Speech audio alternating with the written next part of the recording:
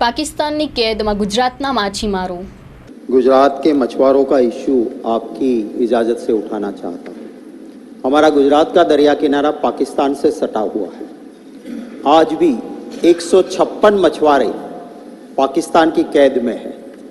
Sir, Pakistan का कानून कहता है कि अगर आपने गलती से बॉर्डर क्रॉस की है तो maximum imprisonment is for 3 years. 3 साल से ज़्यादा कैद में नहीं रख सकते हैं, पर 3 साल बीत जाने के बाद भी वो वहीं पे कैद में है। पाकिस्तान मरीन हमारी सरहद से हमारे मछुआरों को उठा के ले जाती है और जब फिशिंग बोट्स वहाँ रहती है उसके अंदर से सारे फुर्जे उठा लेते हैं, चुरा के ले जाते हैं। तो अगर वो फिशिंग बोट वापस भी आती है तो हमारे मछुआरों के किसी काम की नहीं रहती। इसी को चलते हमने कुछ चीज़ें मांग थी उनकी, मनमोहन सिंह जी की सरकार थी, हम मिले और 3-4 चीज़ें की थी। मैं आपके ज़रिए सरकार से अनुरोध करना चाहता हूं कि उसको पुनः शुरू किया जाए।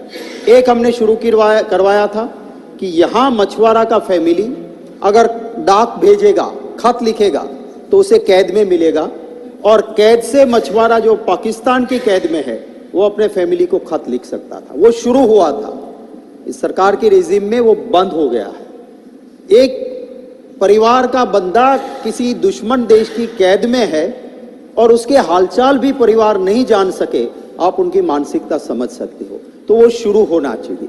दूसरा हमने करवाया था, उस सरकार ने उस वक्त किया था कि जो भी मछुआरा फिशिंग बोट वहां गया और फिशिंग बोट वहां रख ली है तो उसके लोन की जो किस्तियां उसको रोक दिया जाता था और उसको सब्सिडी फिशिंग बोट के लिए दी जाती थी। वो भी आज शुरू नहीं है।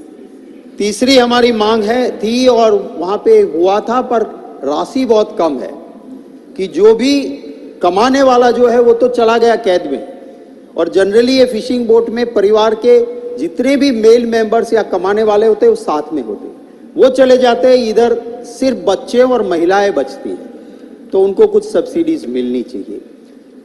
उस वक्त की सरकार ने एक बहुत बड़ी राशि ट्रैकिंग सिस्टम के लिए दी थी कि जीपीएस दिया कि जिससे मछुआरे को भी पता चले कि मैं अगर बॉर्डर क्रॉस कर रहा हूं तो वो वापस रहेगा। ये इंप्लीमेंटिंग एजेंसी गुजरात गवर्नमेंट थी।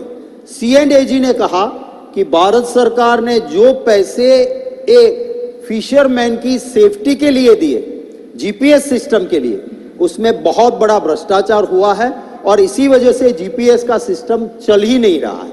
मैं सरकार से अनुरोध करता हूं, भारत सरकार की ये राशि थी, C&AG ने कह दिया है तो हम तो मानते हैं कि बहुत सीरियस चीज है, तो इसकी जांच भी होनी चाहिए सीबीआई के जरिए। Thank you sir.